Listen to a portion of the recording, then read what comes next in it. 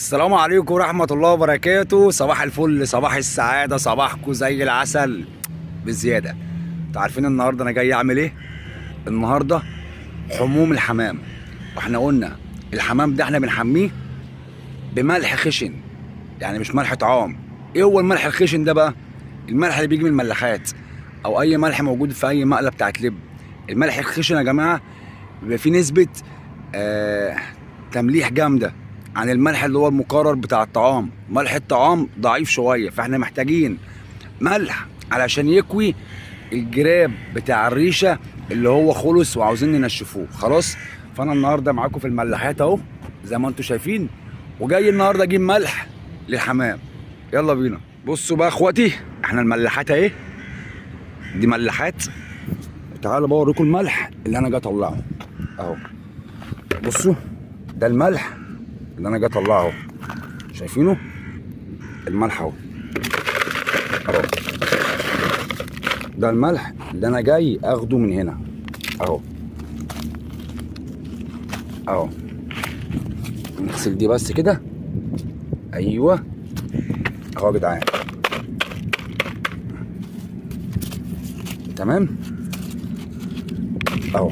ادي الملح اللي انا جاي اقول لكم عليه، ده بتاع حموم الحمام. بصوا بيطلع ازاي، بصوا بيطلع ازاي الملح اهو يا شباب اهو اهو اهو. هو ده الملح اللي بنحمي بيه الحمام، وده نسبة الاملاح فيه بتكون عالية عن الملح الطبيعي خلاص. بصوا كل ده ملح، بصوا كل ده ملح اهو اهو، كل ده ملح. بس احنا خدنا شوية من اللي قدام علشان هناك نضاف شوية، يعني شوية الملح اللي هم عند المية دول. بصوا اللي انا واقف عليه ده ملح، اللي انا واقف عليه هنا. ثواني اغسل ايدي بس. اوب، اغسل ايدك يا ابو الترابيب. كل اللي احنا واقفين عليه ده شباب ده ملح ده اهو، كل ده كده ملح خلاص. طبقة تانية اهي، طبقة تانية اهي اهو، طبقة تانية اهي. احنا خلاص احنا كده مش عاوزين تاني، بس انا جاي اوريك وجاي اقول لك الملح احنا بنجيبه بتاع الحمام منين اهو. خلاص كده بقى هنبدأ اللي احنا نطلع بره، نتوكلوا على الله ونروح على البيت ونبدأ نحمي الحمام. يلا بينا. بصوا يا جماعة، لو انت عاوز تعرف مكان الملاحات دي فين، تمام؟ طبعا انا في اسكندرية، وده كوبري مرغم، كوبري مرغم هناك بتاع الصحراوي، طريق اسكندرية القاهرة الصحراوي اهو، الطريق اللي هناك ده خلاص. وادي الملاحات على يمينك، وده طريق الشركات بتاع البترول اهو قدام منكم اهو، ده طريق الشركات بتاع البترول. هوريكم برضو الطريق، خليكم كده معايا مع بعضينا اهو، علشان لو عاوز توصل للمكان اللي احنا بنجيب منه الملح ده تبقى عارف المكان دوت فين. وادي الملح يا جدعان اللي احنا خدناه اهو. احنا محتاجين حتتين من الكبار دول بس اهو. تعالوا كده معايا، بسم الله الرحمن الرحيم. بصوا يا جدعان، ده طريق الشركات اهو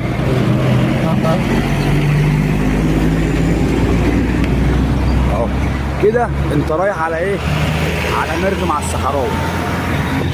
الطريق معاك كده اهو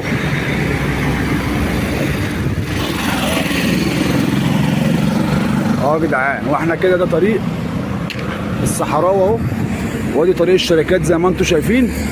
الملاحات بتبقى على يمينك هنا.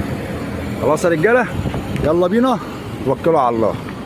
ورجعنا تاني يا رجاله. طبعا احنا وصلنا لغايه دلوقتي، والمفروض اللي احنا دلوقتي هنحمي الحمام خلاص. انا طالع النهارده كده قبل صلاه الظهر على الساعه 11 كده تقريبا. نزلنا طبعا بدري، رحنا الملاحات وجبنا الملح اهو. هوريه لكم دلوقتي يا جماعه. ادي الملح، بصوا الملح عامل ازاي. ده ملح خشن، ده ملح غشيم، ملحيه غشيمه يعني فيها نسبه ملوحه جامده خلاص. دلوقتي احنا ملينا الطشت هناك اهو، لسه هنملاه وجرد الميه اهو، ونفتح الحمامتين ونحميهم. صباح الفل على اخويا الغالي ابو صالح، صباح الفل عليكم يا رجاله. يلا بينا يلا بينا. زي ما انتم شايفين يا جماعه اهو، دي الميه وادي قالب ملح حطيته اهو وادي حته تانيه كمان اهي، وادي حته تالته كمان اهي. خلاص اهو. احاول كده اللي انا اعمل ايه زي ما حضراتكم شايفين اهو. ببوش الملح هنا الاول اهو زي ما انتم شايفين يا جماعه. ليه انا بقول لك الملح ده؟ يمكن انا قلتها في اول الفيديو، الملح ده يا جماعه مش مكرر، الملح ده في نسبه ملوحه عاليه جدا، فهي دي اللي انا محتاجها علشان تنشف لي الشمع او الجريب بتاع الحمام اللي هو الجراب بتاعه، دي بتساعدني فيه اهو. تمام. تعالوا كده بقى معايا. بسم الله الرحمن الرحيم. زي ما انتم شايفين اهو.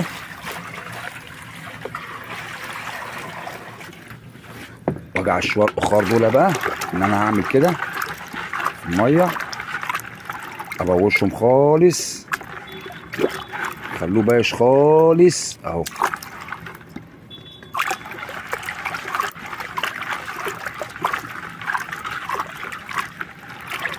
وافضل معاه لحد اما اخليه، بصوا مفيش خلاص اهو اهو.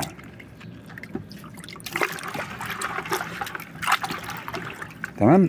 يلا بينا بقى نقلبوا الشويه دول، نقلب الشويه الاخر دول اهو.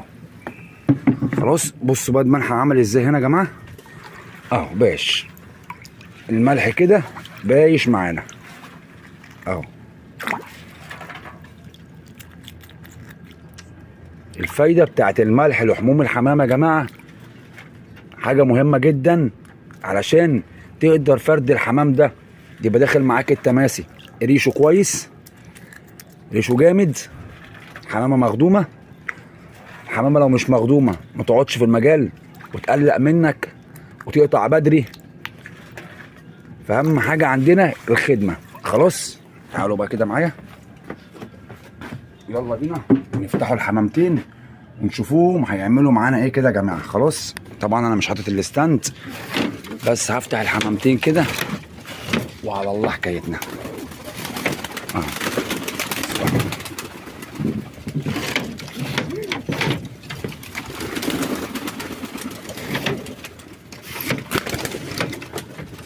يلا يا رايق، يلا يا رايق، يلا يا رايق، يلا يا رايق. بسم الله الرحمن الرحيم. يلا يا رايق، يلا يا رايق، يلا يا رايق، يلا يا رايق، يلا يا رايق، يلا يا رايق. وهنا مين تاني؟ يلا يا رايق، يلا يا رايق. بسم الله الرحمن الرحيم اهو. يلا اطلعوا اطلعوا.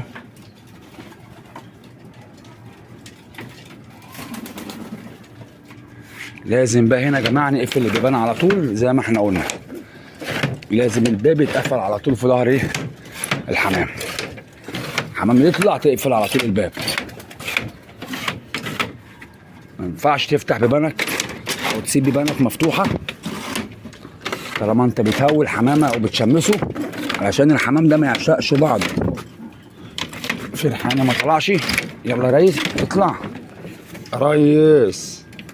ناوي ولا مش ناوي؟ يلا يلا يا باشا. بصوا يا جماعه يلا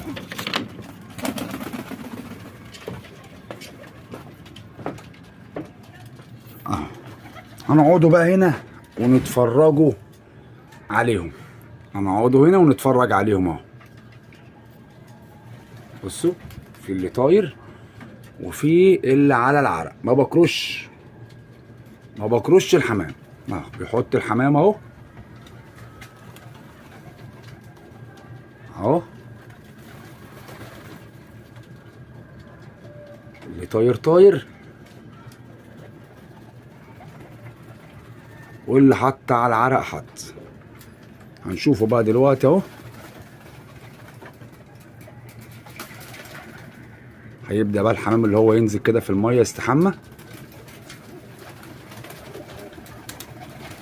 بصوا هيبدأ بقى الحمام اللي هو ينزل كده يستحمى اهو.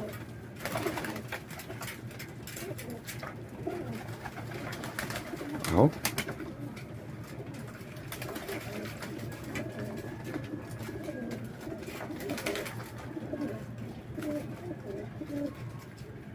زي ما انتم شايفين، بسم الله ما شاء الله. انا طلعت بقى النهارده بدري ليه؟ انا بفتحهم الساعه 2، بفتحهم الساعه 3. ليه النهارده طلعت الساعه 11؟ لاني محتاج الشمس.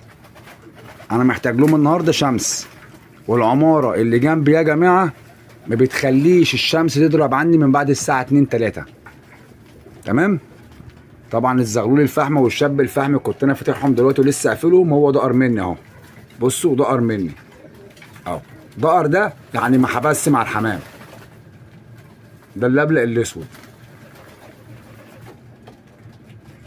اهو، زي ما حضراتكم شايفين. طبعا في جزء هيستحمى وجزء هيطلع وجزء هينزل اهو. بسم الله ما شاء الله. كل ده احنا بنجهز لحمام التماسي، لنش التماسي. نش التماسي يعني ضلمه. قلش حمامتك كويس، بدر حمامتك قبل ما تقفلها. لما تقلش حمامتك هويها كويس وسيبها براحتها، ما تستعجلش عليها في قرشها. سيب الحمام يجهز لوحده. الحمام لما يجهز هو من نفسه هتلاقيه بيكنس من على العرق. لما يبدا الحمام يكنس من على العرق لوحده ويركب العالي لوحده، اعرف ان حمامك بدا يجهز، وتبدا تديله هنا ميعاد. وتبدا كل يوم توسع نفسه واحده بواحده. كل يوم توسع نفسه واحده بواحده. طبعا هو في جزء بيستحمى وجزء مش عارف يستحمى والكلام ده. في جزء هيطلع وجزء هينزل ورا منه. والميه دي هتفضل في الارضيه يومين. الميه دي هتفضل في الارضيه ممكن 3 ايام، يعني ممكن بكره كمان افتح لهم الميه دي في الارض ينزلوا يستحموا تاني، ما عنديش مشكله. وادي واحد تاني طلع ركب عليهم من فوق خالص ونزل قال لهم خدوني معاكو. العمال الاسود. وادي الريحاني نزل لهم في النص. بصوا الحمام. طبعا واحد في الكومنتات دلوقتي هيقول لي طب ما تجيب لهم طشت تاني او خلي حاجه اكبر من كده. والله حضرتك هي دي اللي بيستحموا فيها. هي دي يا جماعه. اهداء لاخويا ابو صالح.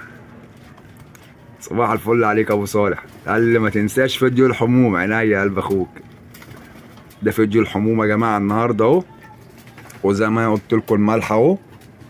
ده الملح اللي انا جبته اهو. برضه انا جايب بالزياده عشان لو حد من جيراني عايز، حد من اخواتي جنب مني عايز، ابعته لهم اهو. لان انت شفت انا رحت جبت الملح ده منين؟ من الملاحات اهو. بسم الله ما شاء الله اهو. بصوا الحمام بيستحمى وبيطلع على العرق تاني.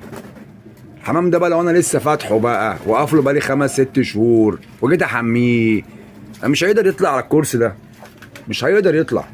ما هو مقفول 5 6 شهور. مقفول هيطلع ازاي؟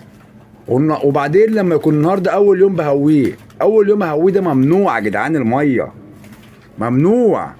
لازم افك عضله الاول. افك عضله علشان لما ينزل يستحمى يقدر يطلع على العرق ويقدر يتشمس. هو ده الصح، ولا يصح غير الصحيح. فرد الحمل لسه تقيل وحميه. طب ما هو هيتقل اكتر، هحمل على كتافه كل ده. لكن كده بصوا الحمامه بقت ايه عامله ازاي، نشيطه. لو دخلت عليهم هيطلعوا على العرق دلوقتي. هيطلعوا على العرق كلهم لو دخلت عليهم اهو. شوفوا الحمام بيستحمى ازاي. بسم الله ما شاء الله. وهرجع اقول لكم انا مش هقعد فتره 25 يوم وشهر هوي. انا اجبرهم معايا اسبوع. اسبوع فتحتهم الجمعه الجايه ان شاء الله او يوم السبت هتلاقيني ببدا اسخنهم. عشان انا ما قفلتش على الحمام غير 3 شهور. ودي تفرق مع الحمامه. دي هتفرق مع الحمامه جامد. بصوا اهو. بص قد الحمام اهو مبلول وبيطلع على العرق. طالما بيطلع على العرق ما تخافش منه اهو. طالما بيطلع على العرق ما تخافش منه. بص اهو اهو.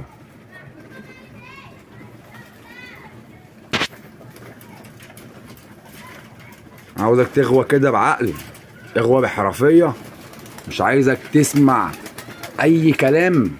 بص فرد الحمام، بصوا الامريكاني، بصوا الامريكاني، الامريكاني اهو اتبل، جه يطلع معرفش يطلع، بس لو انا دخلت عليه هيطلع. طب اشحات بقى فرد حمضه لو مقفول ال5 6 شهور، ومن اول يوم بحميه على النعمه، ما هو متحرك من مكانه اهو. وبالنسبه ان انا اهول حمام تحت الشبكه قبل مفتوحه والكلام ده، صدقوني لو الحمامتين رعنين شويه وصاحبهم ما بيمسكهمش وخادمهم صح، الحمام ده ريشه هيتدغدغ تحت الشبكه، لان هتلاقي اللي عاوز يضرب نفسه ويطلع من فوق الشبكه، واللي بيخبط هنا واللي بيخبط هنا، فهتأذي الحمامه، هتأذي الحمامه اهو. وادي الروحانه بتاخد دورها اهي، كله هياخد دوره، كله هياخد دوره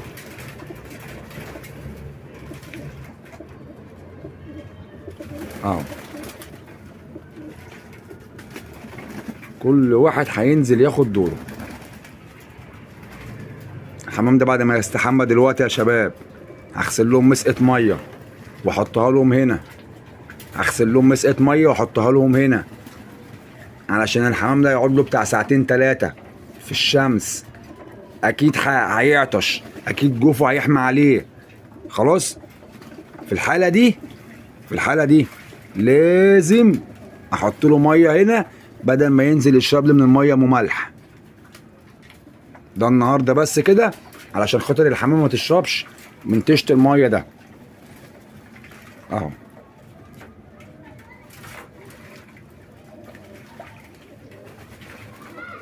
خلاص يا رجاله، في فيديو تاني المفروض هصوره وانا بعمل الاضاءه بتاعه الغيه من جوه ان شاء الله كده، احاول اصوره. بس يا جماعه معلش ادعوا لي كده اليومين دول كده، ربنا بس ايه يشفى عني شويه، تعبان بجد، واخد دور برد تعبني بجد، والله المستعان. ان شاء الله اللي جاي احلى، ان شاء الله اللي جاي احلى.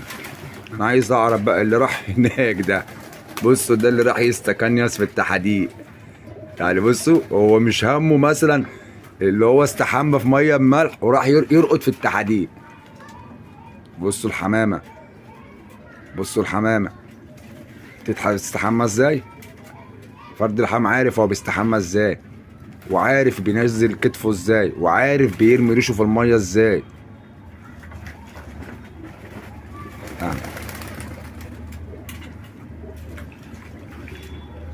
خلاص يا رجاله. طبعا النهارده كده انا هسيبهم، وزي ما احنا قلنا انا هقفل الفيديو وهحط لهم الميه واخد بعضي وانزل، هاخد بعضي دلوقتي وهنزل خلاص. اتمنى الفيديو يكون عجبكم، وتحياتنا ليكم ولكل اخواتنا المحترمين اللي بتتابعنا من جوه مصر ومن بره مصر. تحياتي لكل الوطن العربي، والسلام عليكم ورحمه الله وبركاته.